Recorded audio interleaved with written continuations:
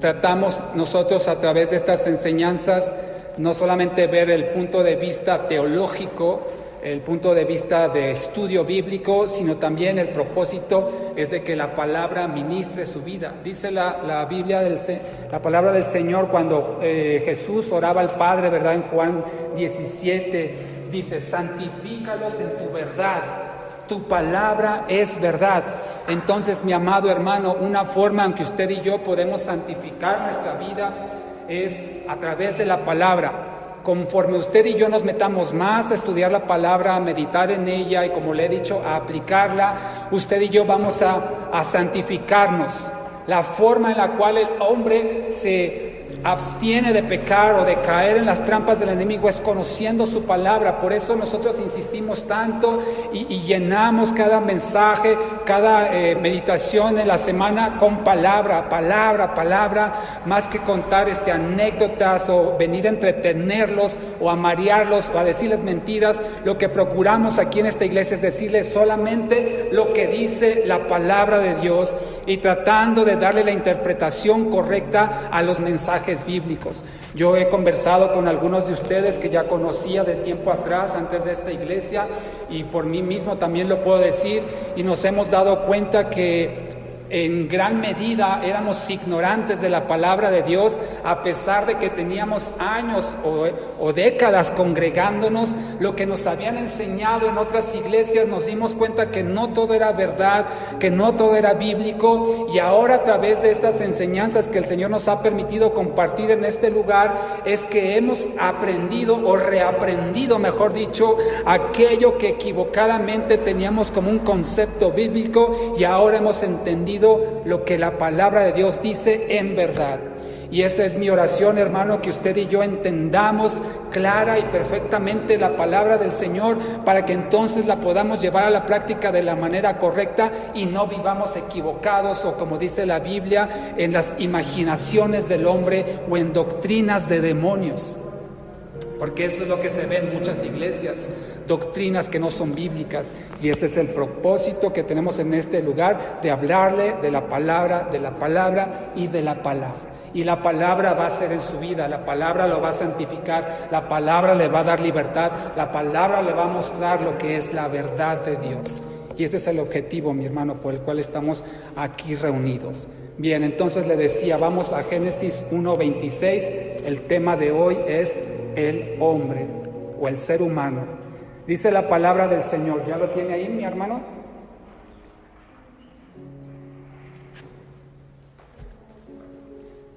¿Ya lo encontró? Génesis 1, creo que está fácil de encontrar.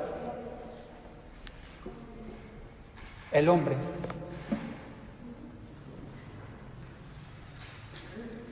Ahorita lo encontramos ahí. Génesis 1:26 dice: entonces dijo Dios. Génesis es el primer libro de la Biblia. Sí, es ahí, pasando el índice, la referencia bíblica, encontramos Génesis 1.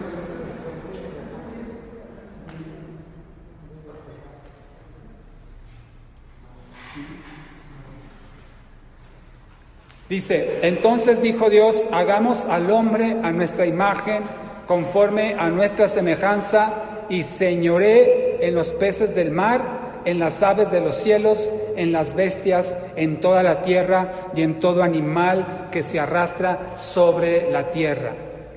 Oremos al Señor. Padre bendito, aquí estamos delante de tu presencia, Señor. Nos hemos gozado, Señor, en alabanza, nos hemos deleitado, Señor, adorándote, Padre, expresándote, Señor, nuestro amor, nuestra reverencia, el honor que tú mereces de parte nuestra, Señor, y deseamos haberlo hecho de forma que te haya agradado a ti, Señor. Así como ahora nosotros te expresamos nuestro sentir, lo que hay en nuestro corazón hacia ti, ahora queremos, Padre, y te rogamos, Señor, que tengas a bien expresarnos lo que hay en tu corazón hacia nosotros en este día. Nosotros hemos hablado y ahora queremos escucharte por medio de tu palabra, Señor. Que la predicación, Señor, que hoy se va a impartir, Padre, ministre en nuestras vidas, Señor. Produzca, Señor, el fruto que tú esperas de cada uno de nosotros. Discierna nuestros pensamientos, nos dé la comprensión y el entendimiento, Señor, de la vida, de tu reino, Señor, y podamos poner en práctica esta enseñanza cuando se requiera, Padre. Te pedimos, bendito Dios, que quites toda distracción, todo aquello que quiera robar la atención que tú te mereces, Señor, y que podamos concentrarnos, Padre, y estén nuestros oídos abiertos a tu palabra, a lo que nos vas a hablar en este día. En el nombre precioso de Jesús te lo pedimos, Señor, y la iglesia decimos, amén. Bien, entonces, aquí como encontramos en Génesis 1:26, la creación del hombre, podemos entender, después de haber creado todas las cosas, usted puede leerlo ahí en el capítulo 1 de Génesis, creó los cielos, creó la tierra, las lumbreras, el sol, las estrellas, la luna, las aves, las bestias, y al final de todo eso, creó al hombre. Y esa creación del hombre es al único que la Biblia dice que él dijo, expresó, hagamos al hombre a nuestra imagen, conforme a nuestra semejanza. Entonces podemos entender que el único ser creado por Dios a la imagen y semejanza de Él es el hombre. Ningún otro ser vivo tiene la semejanza o la imagen de Dios, sino solamente el ser humano. Podemos decir entonces que el hombre es la máxima creación de Dios. De hecho, es el único ser que Dios creó con sus propias manos. Todo lo demás usted lo puede leer ahí, dice, hágase, produzca, genere, surja, sea. O sea, Dios habló y con su palabra expresada las cosas se formaron, las cosas se crearon. Sin embargo, al hombre, como vamos a ver en el siguiente capítulo, por favor vaya conmigo a Génesis 2:7. Génesis 2:7, aquí dice cómo Dios creó al hombre. No fue por una expresión de su palabra, no fue por una voz que él emitió, sino dice aquí la palabra del Señor que fue con sus propias manos, ¿verdad?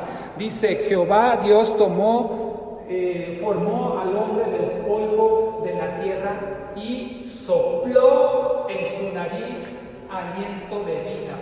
Y fue el hombre un ser viviente. Fíjese la secuencia de las cosas como nos lo narra aquí la Biblia en el capítulo 2 de Génesis, versículo 7. Dice, Jehová Dios formó. Es decir, Él le dio forma, lo moldeó. Haga de cuenta que era como un barro. Él tomó de la tierra los elementos. De hecho, usted lo ha de saber, los elementos que conforman al cuerpo humano son los mismos elementos que se encuentran en la tierra. El potasio, el calcio, el hierro, el fósforo, en fin, todos los elementos químicos que existen en la tierra son los que Dios tomó y formó al hombre. Nos formó del polvo de la tierra. Es decir, que el hombre no tiene un componente químico que no exista ya en la tierra. Por eso la palabra de Dios dice que el del polvo fuimos formados. Y el que nos formó fue Dios, según acabamos de leer aquí en Génesis 2:7. Entonces, primero lo formó del polvo. Y luego dice que ¿qué hizo Dios? Sopló, exhaló, ¿sí? Sopló en su nariz aliento de vida. Y entonces, es decir, imagínense que está el hombre ahí formado con el poder de Dios, con todos sus órganos internos y externos, del polvo de la tierra lo formó, pero estaba muerto, hasta que Él dice que sopló aliento de vida en su nariz. Entonces vino a ser ¿qué? Un ser viviente. En algunas otras traducciones dice un alma viviente. Es decir, que el hombre sin el soplo de Dios estaba muerto, y ese soplo de vida creó o le proveyó al hombre la vida. De hecho, la palabra que encontramos aquí en el hebreo que dice aliento de vida, es una palabra que en el hebreo en realidad significa, es un plural. Y tal vez lo correcto de esta traducción sería aliento de vidas en plural. Vamos a ver ahorita qué significa estas vidas. que Dios sopló en el hombre. Bien, algo a destacar también en este versículo es que dice el Señor en el primer versículo que leíamos, que era Génesis 1:26, ¿verdad? Dijo Dios, Génesis 1:26, hagamos, singular o plural. A ver, los que pasaron por la primaria, ya ni me acuerdo, hermano. Lo que bien se aprende, nunca se olvida. Entonces, hagamos, plural, ¿verdad? Hagamos al hombre a nuestra, singular o plural, nuestra, plural, porque está hablando de varios, si no diría a mí, singular, tercera persona del... sí, ¿verdad? Dice entonces, hagamos a nuestra, está hablando en plural. Aquí la interpretación correcta de este pasaje es que Dios estaba hablando como Padre con el Hijo y con el Espíritu Santo.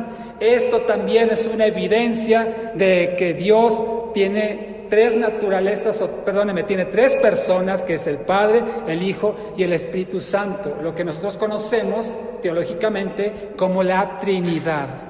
No estaba hablando con los ángeles, sino estaba hablando el Padre con el Hijo y el Espíritu Santo. Bien, ahora dice, a nuestra imagen y conforme a nuestra semejanza. ¿Qué es la imagen? Vamos a entender qué es la imagen y qué es la semejanza. Vaya conmigo a Juan 4:24. Juan 4:24, para entender a qué se refiere la imagen y la semejanza que Dios dice aquí. Juan 4:24. Amén. Dice la palabra del Señor, Dios es ¿qué? Espíritu.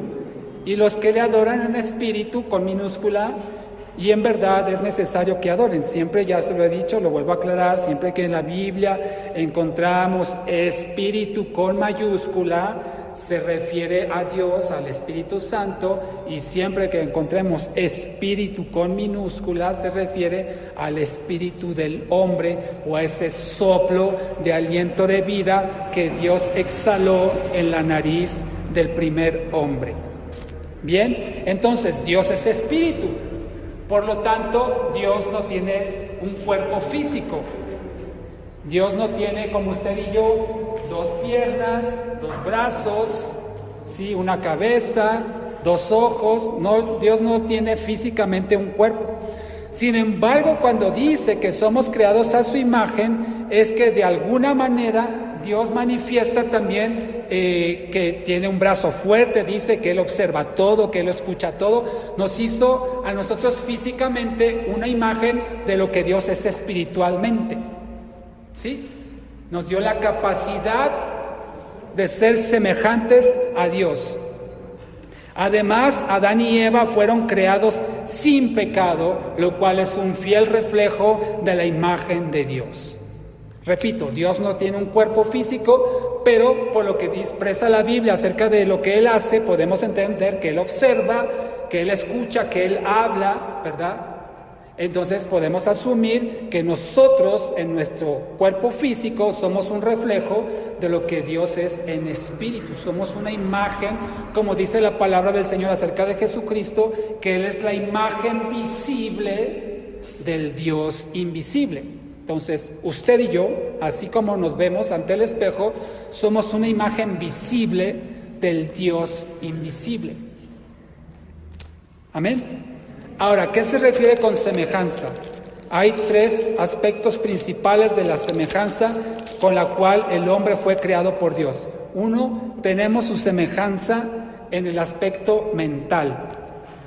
Es decir, mentalmente, usted y yo, el hombre, el ser humano, somos semejantes a Dios. ¿Por qué? Porque tenemos una capacidad intelectual, podemos razonar, podemos meditar, podemos expresar nuestra creatividad, podemos comunicarnos, podemos hacer nuestra voluntad, ¿sí? Ningún otro ser vivo sobre la tierra tiene la capacidad mental que tiene el hombre.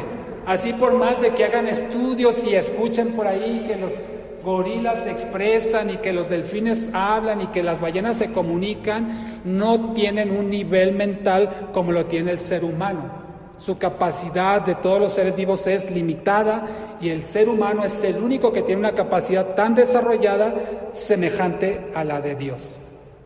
Otra de las semejanzas es semejanza moral. Usted y yo como ser humano tenemos cierto conocimiento, cierta conciencia de lo que es el bien y el mal. Por eso moralmente tenemos similitudes o somos semejantes a Dios. Y por último, otra semejanza es que también nos parecemos a Dios en lo social. ¿Qué quiero decir por lo social? En la comunión unos con otros, en la convivencia. El ser humano es un ser social, es decir, no podemos vivir aislados como ermitaños. Eso no es sano. De hecho, en la misma creación de Adán, ¿qué dijo Dios de Adán? No es bueno que el hombre esté solo, le haré ayuda idónea, y le proveyó mujer. Dios tiene comunión como Padre con el Hijo y con el Espíritu Santo.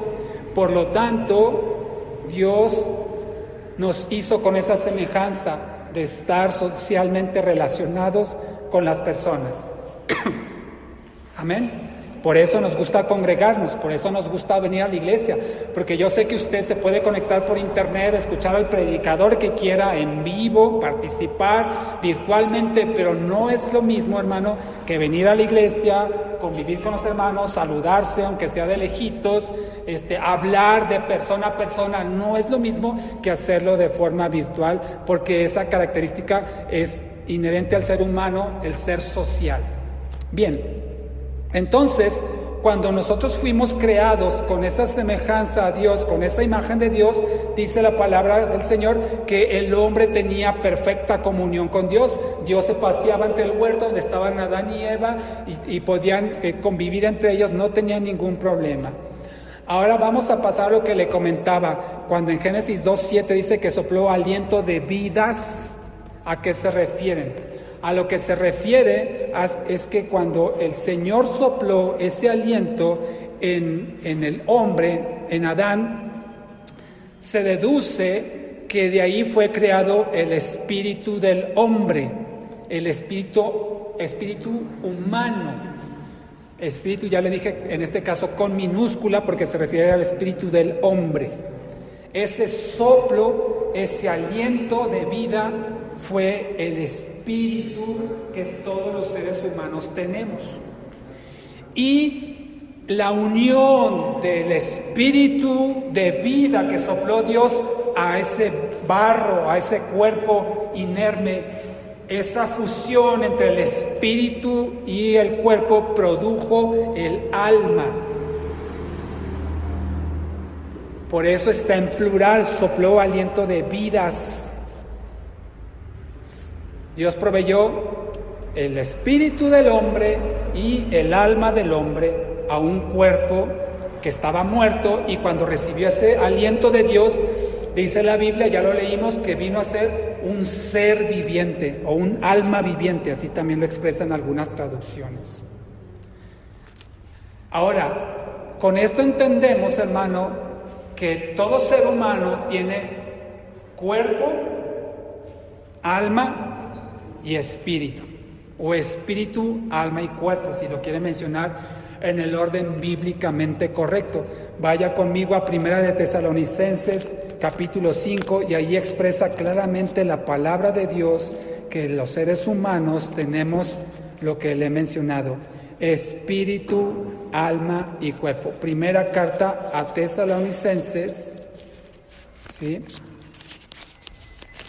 Capítulo 5, perdóneme. Colosenses, Tesalonicenses. Primera carta a Tesalonicenses, capítulo 5, versículo 23. prácticamente ya al final de esta carta, dice: y el mismo Dios de paz os santifique por completo, y todo vuestro ser, espíritu, alma y cuerpo, sean guardados irreprensibles para la venida de nuestro Señor Jesucristo. Que el Señor, nuestro Dios, nos guarde, nos santifique, para que seamos irreprensibles en espíritu, en alma y cuerpo, hasta la venida de nuestro Señor Jesucristo. Entonces, estos tres componentes que forman parte de todo ser humano, espíritu, alma y cuerpo, es importante que usted y yo logremos entender cuál es la función del cuerpo, cuál es la función del alma y cuál es la función del espíritu, para que podamos entonces discernir y comprender qué es lo que cada uno de estos desea en nuestro, porque somos, digamos, conformados por espíritu, alma y cuerpo, y entendamos entonces cuál es nuestro enfoque en esta vida. Con el cuerpo las personas pueden conocer el mundo físico, con el alma puede conocerse a sí mismo y al prójimo, y con el espíritu puede conocer a Dios. Nuevamente lo digo, con el cuerpo el hombre puede percibir el mundo físico.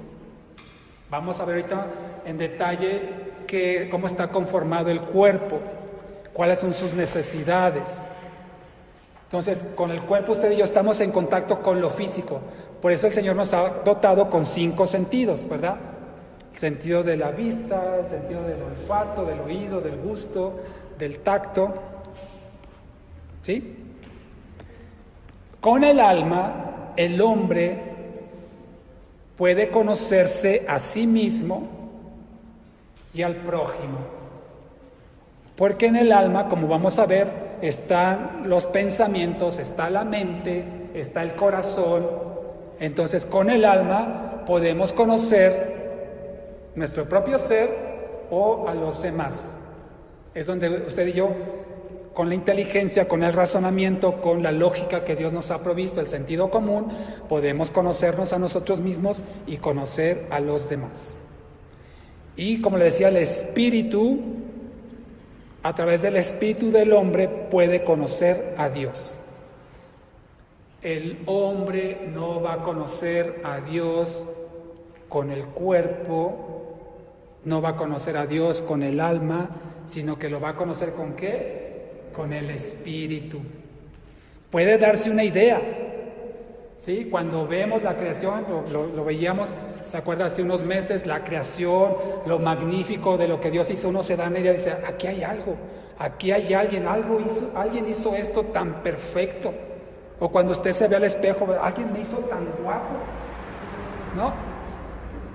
O sea, hay algo que nos dice, hay algo por ahí. Entonces sí, mentalmente, racionalmente, el hombre puede darse una idea de la existencia de Dios, pero no lo va a conocer si no es por medio del Espíritu. El Espíritu, en Santiago 2:26, Luis, si puedes proyectarlo aquí, no lo busque aquí, Luis nos va a proyectar Santiago 2:26. Fíjese la importancia del Espíritu en el ser humano. ¿Sí? Dice, el cuerpo sin espíritu ¿qué? Está muerto, está murido, como dirían en mi rancho. El cuerpo sin espíritu está muerto. Es decir, cuando una persona muere, el espíritu abandona ese cuerpo. ¿Qué significa? Cuando una persona o el espíritu sale del cuerpo, ese cuerpo está muerto. Por eso lo veíamos ahorita en Génesis 2, que Él sopló aliento de vida. Sin ese aliento de vida, el cuerpo muere. Y cuando Dios decide, retira ese espíritu. Cuando Dios quita el espíritu de un cuerpo, de cualquiera de nosotros, si Él lo quita, morimos. Entonces lo que mantiene vivo al hombre es el espíritu, con minúscula, no es el Espíritu Santo. es el espíritu de vida que Dios sopló en el hombre. Otro pasaje, se lo voy a leer, no lo busque, está en Job 34, versículos 14 y 15. Ahí también Job 34, versículos 14 y 15, dice: toda carne, si lo puedes proyectar aquí, Liz, por favor, el 15, toda carne perecería juntamente y el hombre volvería al polvo, perdóneme, el 14, si él pusiese sobre el hombre su corazón y recogiese así su espíritu y su aliento, toda carne perecería. Cuando Dios dice espíritu, regresas, esa persona muere. Por eso, quien decide hasta dónde va a vivir el hombre es Dios. Toda nuestra vida, todos nosotros, aún los que no conocen a Dios, la vida de cada uno, de toda la humanidad, está en las manos de Dios. Y cuando Dios retira ese espíritu, sea cristiano, no sea cristiano, cuando Dios retira ese espíritu, como lo acaba de decir Job, la carne perece. El hombre volvería al polvo. Entonces vamos a ver ahora sí en detalle qué es el espíritu, el alma y el cuerpo. Si me ayudas ahí, Luis, por favor. Entonces, el espíritu, digamos que es la parte más interior del ser humano. Lo exterior es lo que vemos, ¿verdad?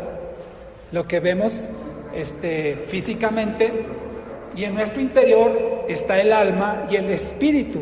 Y a veces resulta difícil distinguir si esto que sentimos, esto que percibimos adentro es el alma o es el espíritu. Vamos a entender un poco en la Biblia a qué se refiere esto.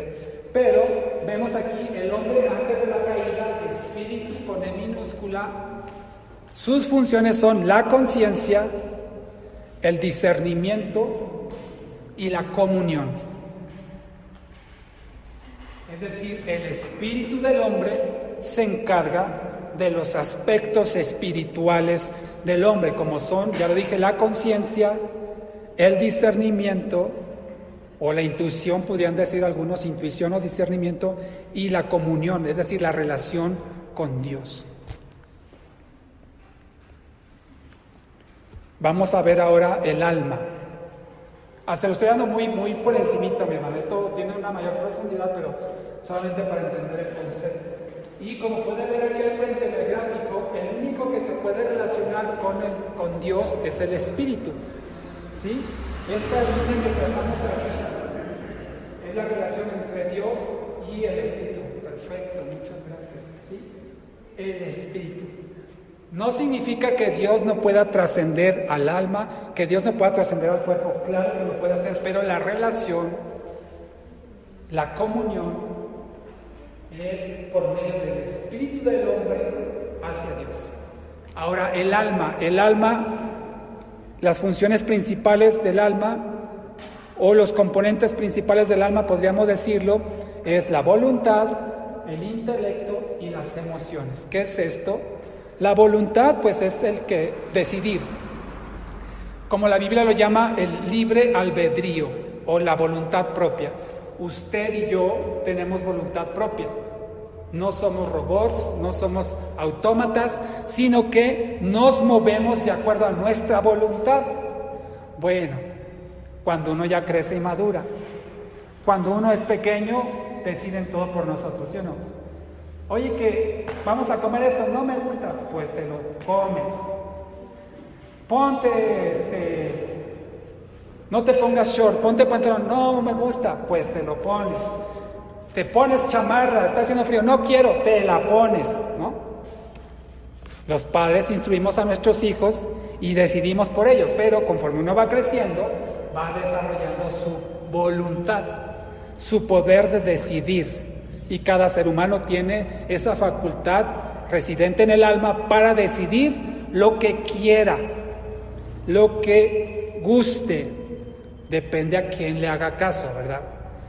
Entonces, esa es la voluntad. El intelecto es la capacidad que el hombre tiene para razonar, la inteligencia, digámoslo así, ¿sí? La sapiencia, diría otro, que no es lo mismo que la sabiduría. Es decir, la inteligencia es la capacidad mental. 2 más 2. Gracias. 3 y 3. O 33. Entonces, esa es la inteligencia, el intelecto, la capacidad mental, ¿sí?, que Dios nos ha dado para meditar, para razonar, para escudriñar, para pensar, para desglosar, analizar. Todo eso está en el intelecto. Y también las emociones. Las emociones es los sentimientos, ¿sí? El poder sentirse alegre, el sentirse triste, el estar contento, enojado, melancólico, en fin, esas emociones residen en el alma. Ahora bien, incluye las emociones, también incluye la motivación, o sea, estoy motivado, estoy animado, estoy ganoso, diríamos así, o estoy apachurrado, estoy achicopalado, dirían otros. Los deseos también están en las emociones. ¿Qué es lo que yo deseo? ¿Qué es lo que yo quiero? ¿Qué es lo que yo anhelo? Y eso se puede manifestar a través de la voluntad. Ahora bien, le decía, el alma es el espíritu es el que se relaciona con Dios, es el que interactúa con Dios, ¿cierto?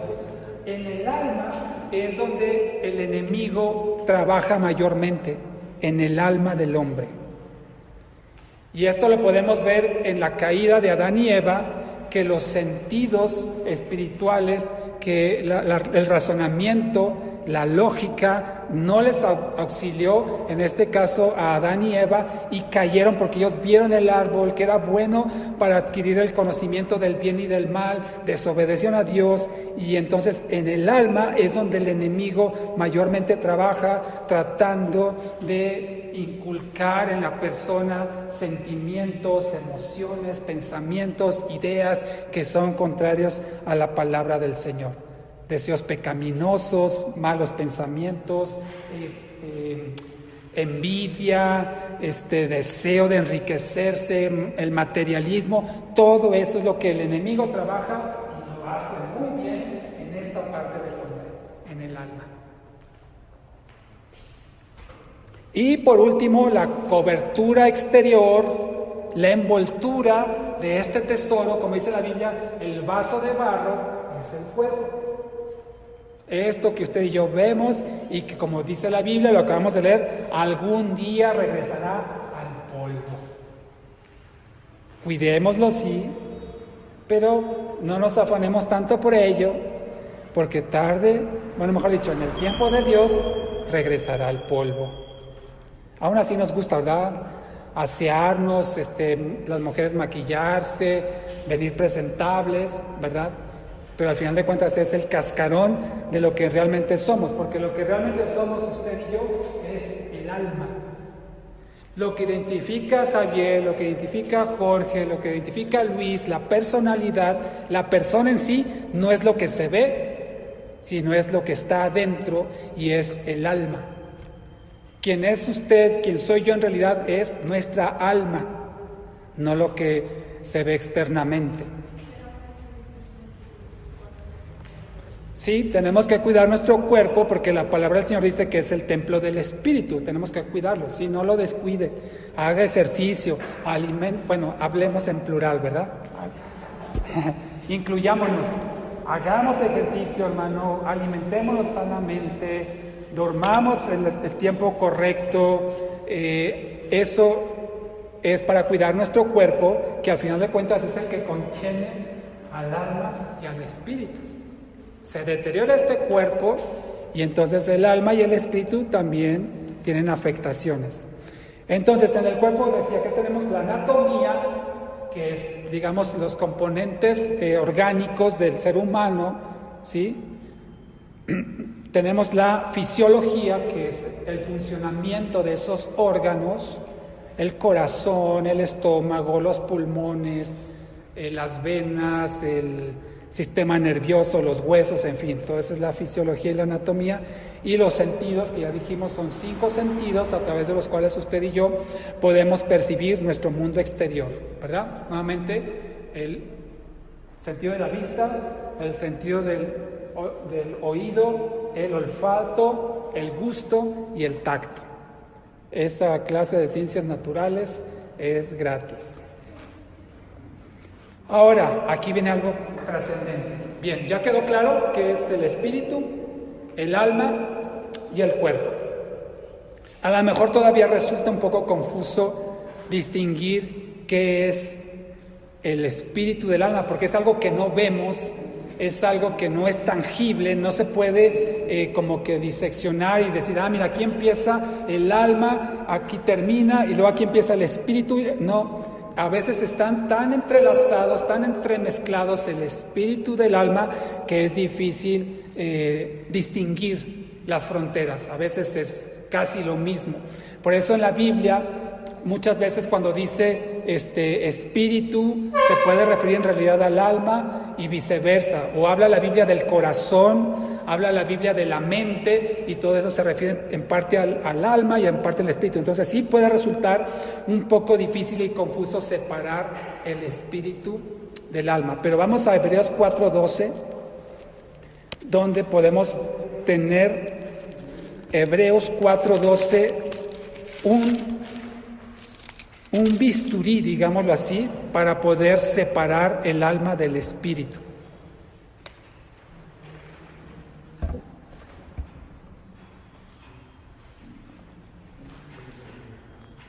Hebreos 4:12, dice la palabra del Señor: porque la palabra de Dios es viva y eficaz, y más cortante que toda espada de dos filos, y penetra hasta partir el alma y el espíritu, las coyunturas y los tuétanos, y discierne los pensamientos y las intenciones del corazón. Mira, aquí está como los tres elementos del ser humano, ¿verdad?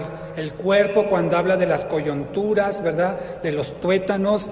Habla también del alma y del espíritu, habla del corazón, de los pensamientos. Aquí está englobado el hombre, y lo que nos está dando a entender este pasaje es que quien nos ayuda a comprender o a definir o a distinguir la separación entre el cuerpo, el alma y el espíritu es la palabra de Dios, que es viva y eficaz y más cortante que toda espada de dos filos. La palabra de Dios te va a ayudar a ti, me va a ayudar a mí a comprender mi ser, lo que se refiere al cuerpo, lo que se refiere al alma y lo que se refiere al espíritu. ¿Sí? Entonces, metámonos a la palabra, escudriñemos la Biblia para entender si esto que percibo en mi interior, si esto que siento, si esto que estoy pensando es del espíritu o es del alma. Ahora bien, algo importante aquí: las necesidades del cuerpo. ¿Cuáles son? Vamos a empezar. Las necesidades del espíritu. ¿Cuáles son las necesidades del espíritu? De nuestro espíritu. La necesidad de nuestro espíritu es tener comunión con Dios, es agradar a Dios, es adorar a Dios. El deseo de nuestro espíritu es lo que le acabo de decir: tener comunión con Dios, agradar a Dios, ¿sí? Adorarlo, alabarlo, exaltarlo, hacer su voluntad, leer la palabra, orar, venir a la iglesia, escuchar alabanzas. Eso es el deseo del espíritu. ¿Cómo nos damos cuenta si usted y yo somos espirituales o no? Depende si esos deseos que le acabo de mencionar están vivos en cada uno de nosotros, son lo que nos mueve, es lo que nos motiva, es lo que nos alienta, lo que nos levanta de la cama, lo que nos desvela. El deseo de agradar a Dios, de hacer su voluntad, de buscarlo, de leer la Biblia, de orar, de congregarse. Una persona que no tiene esos deseos, entonces simple y llanamente no tiene una vida espiritual. Vamos a ver ahorita algo más al respecto. ¿Cuáles son los deseos del alma? El alma, hablando del alma por sí misma, El alma, ¿qué es lo que quiere? Quiere amor, ¿verdad? Amor romántico, amor tierno.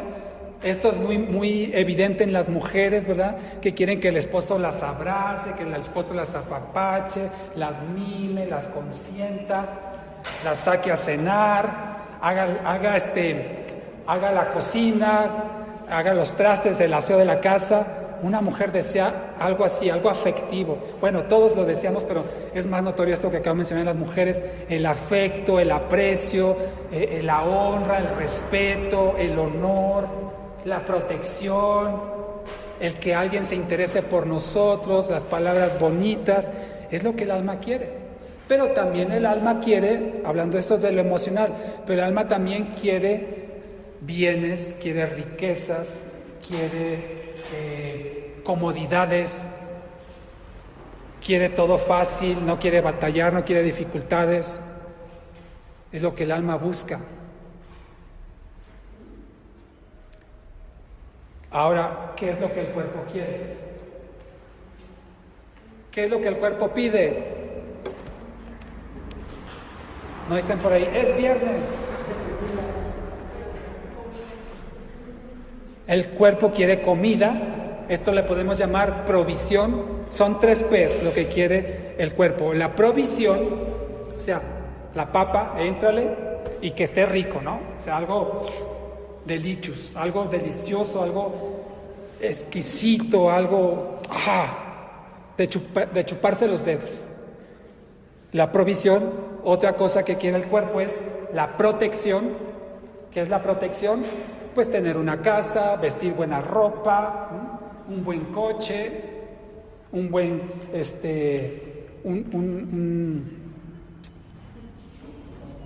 comodidades, sí, podemos decir comodidades nuevamente también. Es lo que quiere la carne. Provisión, que no nos falte, que tengamos ahí un buen dinero. Protección, estar en un lugar cómodo, confortable, tener comodidades. Y también la procreación, es lo que el cuerpo quiere. ¿Qué es la procreación? Tener descendencia, procrear hijos. Si se fija esto que le acabo de escribir de lo espíritu con respecto al alma y al cuerpo, son contrarios. El cuerpo y el alma por sí solos no quisieran estar aquí en una silla dura, quisieran estar en su camita, ¿no? A lo mejor sí escuchando la palabra, a lo mejor sí tomándose un cafecito ahí rico, con unas galletitas ahí en chanclitas, en su pijamita. Es lo que quiere el cuerpo, lo que quiere el alma, contrario a lo que quiere el espíritu. El alma y el cuerpo no quieren doblar rodillas para orar, no quieren levantarse de madrugada para hacer oración, no quieren pasar tiempo leyendo la Biblia, no quieren dejar de escuchar la música que les emociona, que les mueve el cuerpo, que los motiva. No quieren dejar de ver películas que los alimenta, que los emociona, que los estresa. El cuerpo y el alma por sí mismos son contrarios a lo que quiere el espíritu. Eso es lo que en la Biblia podría identificarse como la carne, ¿sí? O la naturaleza carnal, lo que reside tanto en el alma como en el cuerpo, que eso se corrompió. Es decir, cuando el hombre fue creado, como aquí lo pone Luis, el hombre antes de la caída tenía un equilibrio perfecto entre espíritu, alma y cuerpo, tenía una comunión perfecta con Dios, pero a causa del pecado, a causa de la desobediencia, se rompió algo en el hombre, y es lo que vemos en el siguiente gráfico. ¿Qué es lo que pasó? Que entonces se perdió la relación entre Dios y el hombre, porque el espíritu, no digamos que fue retirado, porque ya sabemos que si el espíritu fuera retirado el hombre moriría, pero se rompió esta relación. Aquí lo pusimos prácticamente un puntito, está muerto espiritualmente. Cuando el hombre pecó, en este caso Adán y Eva pecaron, su espíritu murió y perdió relación con Dios. Ya no pudo relacionarse, porque lo hemos visto, el que se relaciona con Dios es el Espíritu. No es posible para el alma ni para el cuerpo relacionarse con Dios, y esa relación se rompió. Y eso es lo que la Biblia llama muerte espiritual. Muerte espiritual. Cuando Dios se retira del hombre, cuando Dios se aleja del hombre, eso es la muerte espiritual. Así es que esa condición que vemos aquí en este gráfico, con una relación rota, con un espíritu muerto, esto es lo que tenían Adán y Eva después de la caída, después del pecado. Y como la Biblia dice que cada uno de su especie se va a multiplicar en los mismos de su especie, ¿sí? Es decir, hay una multiplicación y se va a hacer en la descendencia igual a quien los dio origen, y en este caso con un cuerpo y un alma sin un espíritu vivo, muerto, sin una relación con Dios. Esta condición que vemos aquí es la que Adán y Eva transmitieron a sus siguientes generaciones y a las siguientes, hasta hoy en nuestros días y hasta que no termine la vida en la tierra. El primer hombre nacido en esta tierra nació en esta condición, y vaya que nos dimos cuenta en el caso de Caín cómo él dice que era un asesino. Él asesinó a su propio hermano porque nació con un espíritu muerto, sin una relación con Dios. Ahora usted se puede preguntar, ¿y qué pasó con Abel? Sí conoce más o menos la historia, ¿no? Abel dice que hizo lo agradable al Señor, no así Caín, que se enojó contra su hermano y lo asesinó. Pero entonces, ¿qué hizo Abel? Que aún con esta condición, esta naturaleza que daban a sus padres, con un espíritu muerto, sin una relación espiritual con Dios, ¿qué hizo Abel? Diferente a lo que hizo Caín. ¿Por qué Abel sí agradó a Dios? ¿Sí? Vaya conmigo más adelante, aquí en Hebreos 11:4. Ahí le va. ¿Por qué los hombres con un espíritu muerto, sin una relación espiritual con Dios, pueden agradar a Dios? En el pasado, dice Hebreos 11:4, dice: por la fe Abel ofreció a Dios más excelente sacrificio que Caín, por lo cual alcanzó testimonio de que era justo, dando Dios testimonio de sus ofrendas. Fíjese, Dios da testimonio, mejor dicho, de las ofrendas de Abel, y dice que esto le dio testimonio por la fe. Por la fe alcanzó buen testimonio Abel. Es decir, que lo que estos hombres hicieron, y aquí usted puede terminar de leer Hebreos 11, lo vimos en la semana y en el devocional, habla de Abraham, habla de Isaac, habla de Enoc, habla de Noé, de David, etc. Y dice que por la fe, porque ellos le creyeron a Dios. Entonces, ¿y dónde está la capacidad de creer, hermano? En el alma.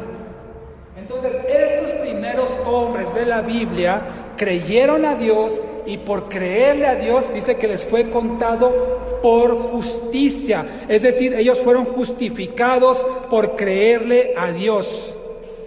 Aquí mismo en Hebreos 11:39 dice: y todos estos, como yo le decía en la semana, el salón de la fama de los hombres de la fe, dice Hebreos 11:39, y todos estos, aunque alcanzaron buen testimonio mediante la fe, no recibieron lo prometido. Esto ya lo estudiamos en la semana. Entonces, alcanzaron buen testimonio por medio de la fe. Y ellos fueron justificados, ellos fueron considerados justos digámoslo así, fueron salvados de la muerte por la fe que pusieron en Dios, por creerle. Qué difícil hacerlo sin ayuda del Espíritu Santo. Ellos le creyeron a Dios y por eso fueron justificados. Volvemos a la imagen de después de la caída. Y esta condición que vemos aquí es la condición con la que toda la humanidad nace hoy en día. Y como le he dicho, hasta que termine los tiempos en esta tierra. Así, con un espíritu muerto y sin una relación con Dios. Y aquí quiero darle algunos otros aspectos importantes para que entendamos. Una persona en esta condición, como todos nacemos en esta tierra, no tiene vida espiritual. Creo que la imagen queda clara. No tiene vida espiritual.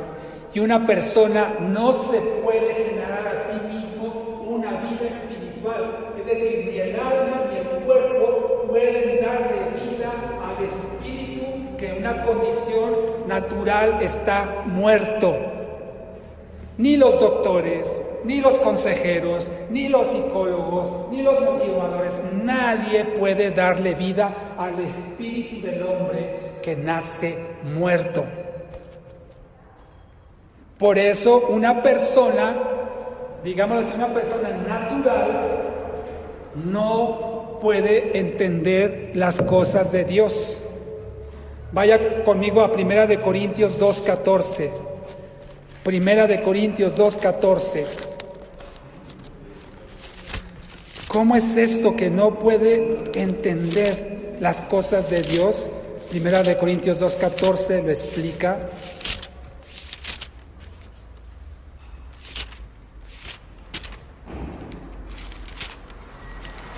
Dice la Biblia, 1 Corintios 2:14, dice: pero el hombre natural, es decir, el hombre natural como el gráfico que vimos, con un espíritu muerto, sin una relación con Dios, ese es el hombre natural, dice, no percibe las cosas que son del Espíritu de Dios.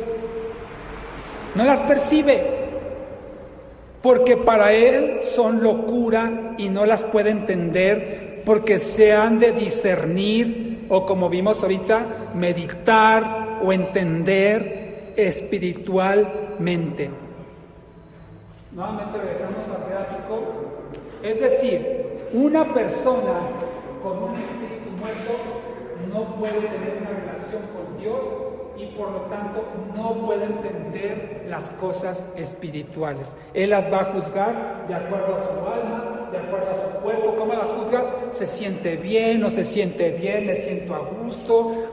Me da alegría, me conviene, me conforta, me beneficia, es algo bueno, es algo lucrativo, en fin, eso es lo que está en el alma y en el cuerpo, no es un deseo espiritual. Por lo tanto, una persona con un espíritu muerto no va a entender nada de lo espiritual, absolutamente, no puede. De hecho, lo acabamos de leer, que ni siquiera lo va a entender y ni siquiera puede, no tiene la capacidad porque su espíritu está muerto, no lo va a entender. Y discúlpeme que sea tan reiterativo, pero quiero que quede bien claro ese concepto. ¿Qué se necesita entonces para que una persona entienda las cosas espirituales? Lo vamos a ver en un momento más. Romanos 8:5, no lo busque, dice la palabra que los que son de la carne, es decir, los que están en esta condición natural, el hombre carnal, podemos llamarle también, dice que los que son de la carne, Romanos 8:5, los que son de la carne piensan en las cosas de la carne, pero los que son del espíritu en las cosas del espíritu. Gálatas 5:17, porque el deseo de la carne es contra del espíritu y el del espíritu contra la carne. Es decir, volvemos a lo que estuvimos estudiando las semanas anteriores, ¿verdad? La lucha, la batalla, la guerra espiritual, la carne contra el espíritu contra la carne. Esto en Gálatas 5:17 dice que lo que la carne quiere es contrario a lo que el espíritu quiere. quiere. Y lo que el Espíritu quiere es contrario a lo que la carne quiere. Por eso le decía yo, una evidencia de que una persona es espiritual, que una persona es nuevo nacido en Cristo, es porque ahora los deseos que tiene, que son del Espíritu, no son iguales a los deseos que tenía antes, que estaba en la carne, porque simplemente su espíritu estaba muerto, no podía desear las cosas espirituales. Vaya conmigo a esta cita, sí, la vamos a leer juntos, Efesios 2:8, por favor. Efesios 2:8. ¿Sí le está entendiendo, hermano? What? What you say?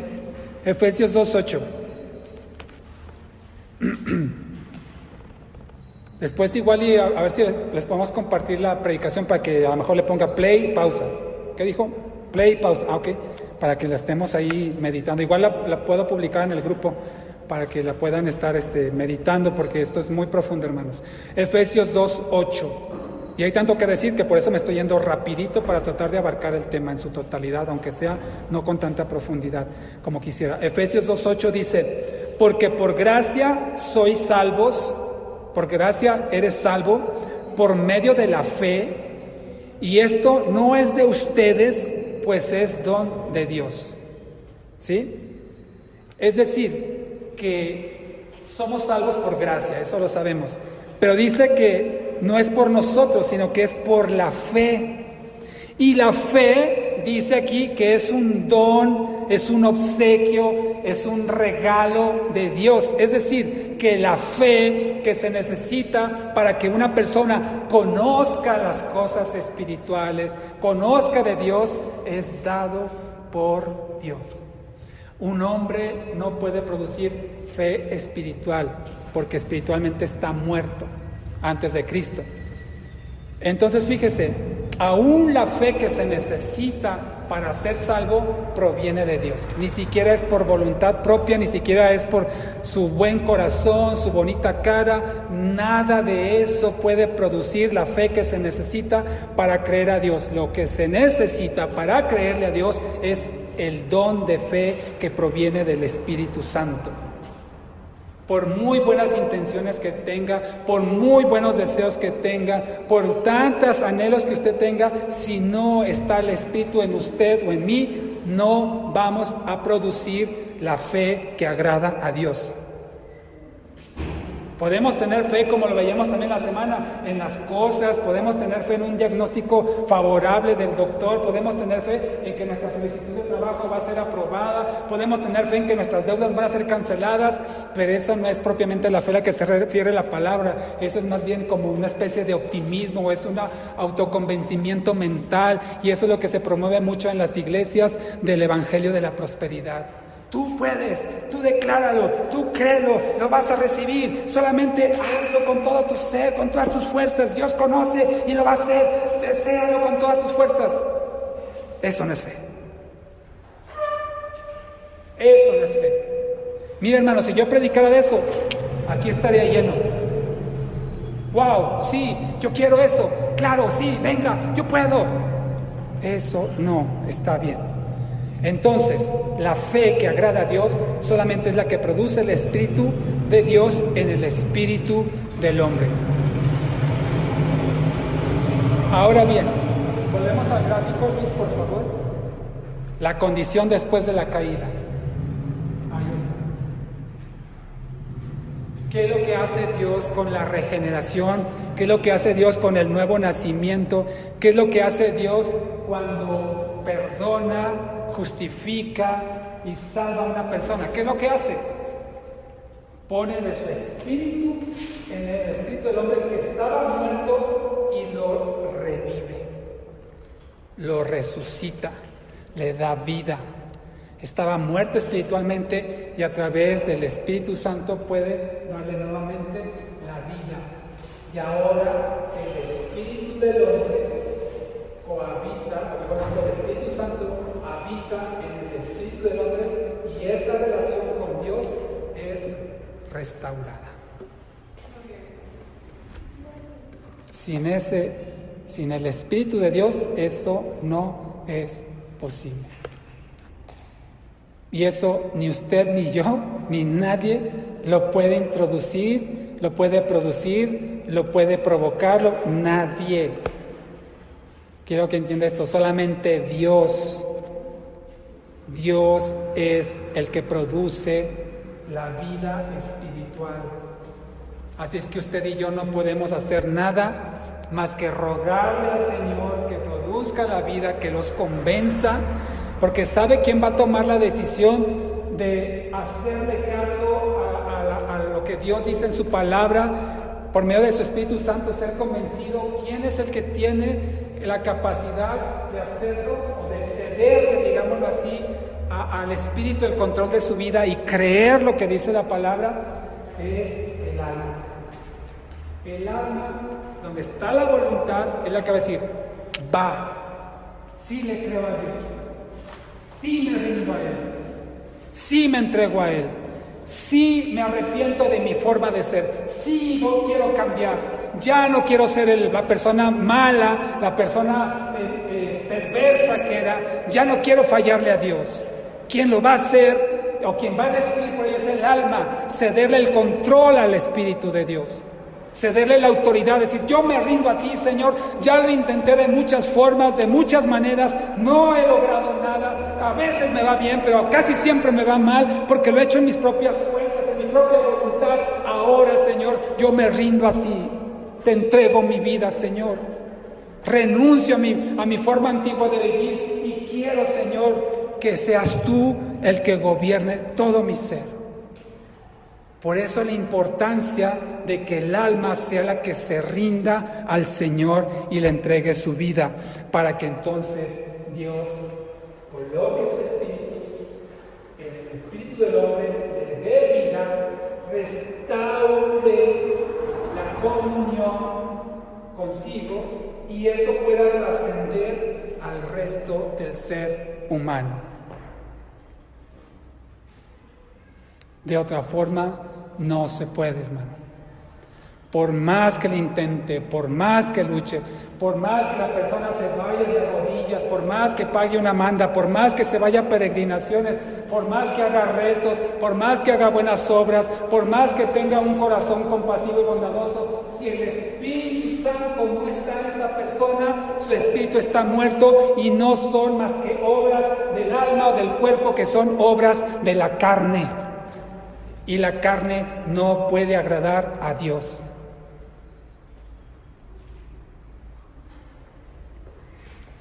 Entonces, ¿cuál es el propósito de Dios? Ya para terminar.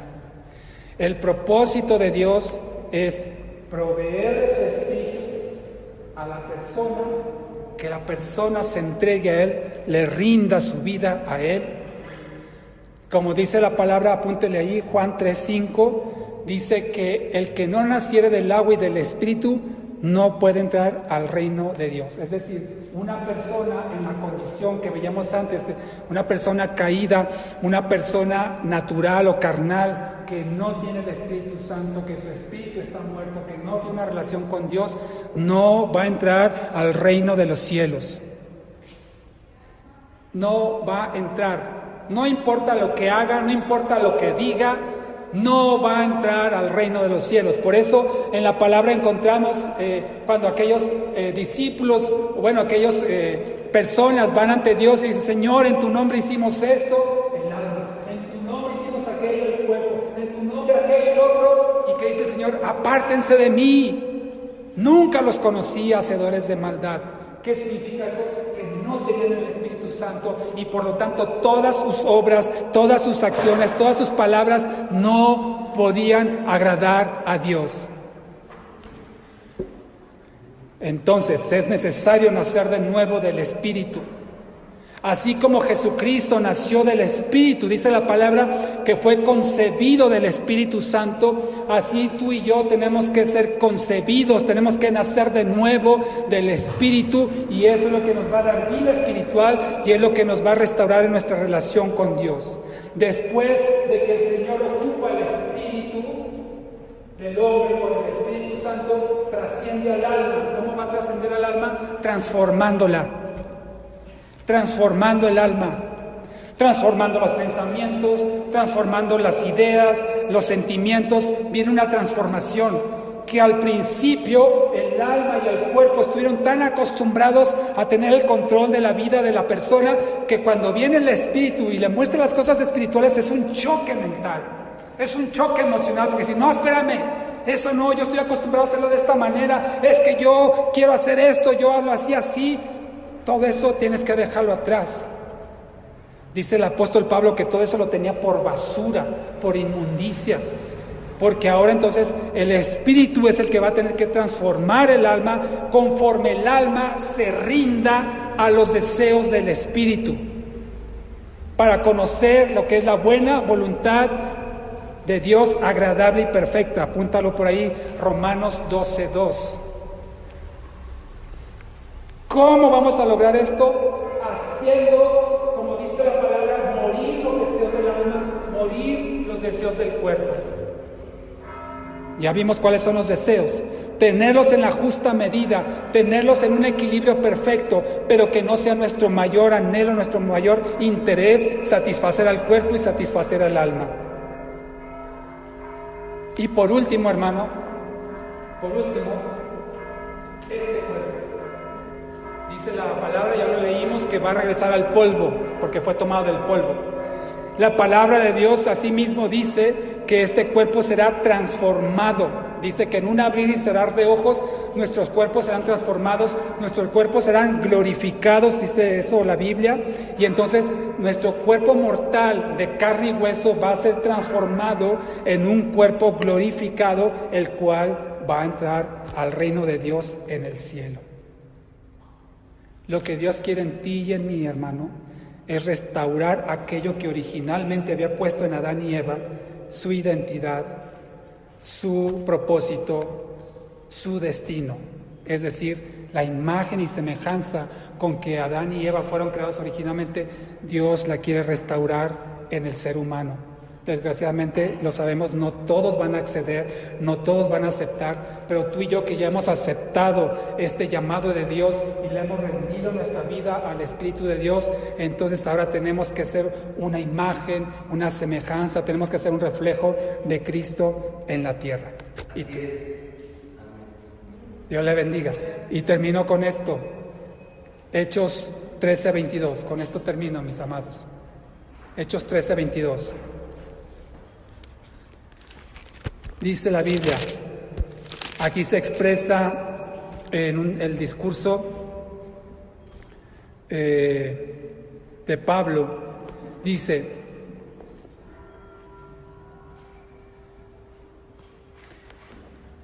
Hechos 13:22 dice, he hallado, me voy directo a lo que le quiero comentar, Dios está hablando acerca de David, dice, he hallado a David, hijo de Isaí, varón, ¿conforme qué? A mi corazón. Varón conforme a mi corazón. Podemos extenderlo a también mujeres conforme al corazón de Dios, personas conforme al corazón de Dios. Y dice, quien hará todo lo que yo quiero. ¿Qué significa ser una persona conforme al corazón de Dios? Podemos decirlo de una manera general, una persona de Dios, un hombre de Dios, una mujer de Dios. ¿Usted conoce de esos? ¿Conoce un hombre de Dios? ¿Conoce una mujer de Dios? ¿La tiene en casa o lo tiene en casa o no? No se meta en problemas. Un hombre de Dios, una mujer de Dios, aquí lo acaba de expresar la palabra, hará todo lo que yo quiero, dice el Señor. No significa, hermano, que no vayamos a pecar, no significa que no vayamos a fallar. David, después de que expresó esto, cometió, ya saben, mandó a asesinar prácticamente al esposo de la mujer que él deseó, tuvo relaciones con una mujer que no, en fin, algo muy trágico. Y aún así la Biblia dice que hará todo lo que yo quiero. ¿Qué significa esto? ¿Que un hombre de Dios, una mujer de Dios no se va a equivocar? ¿Va a ser solo la voluntad de Dios? No. Significa que también se va a equivocar. Volvemos al gráfico, Luis, por favor. Significa que también se va a equivocar, que también va a cometer errores, y a lo mejor muy grandes. ¿Por qué? Porque a pesar de que tiene ya una vida espiritual restaurada, una comunión restaurada con Dios, todavía tiene el cuerpo y el se rebelan a los deseos del espíritu, como ya lo vimos en Romanos, y van a actuar conforme a la carne.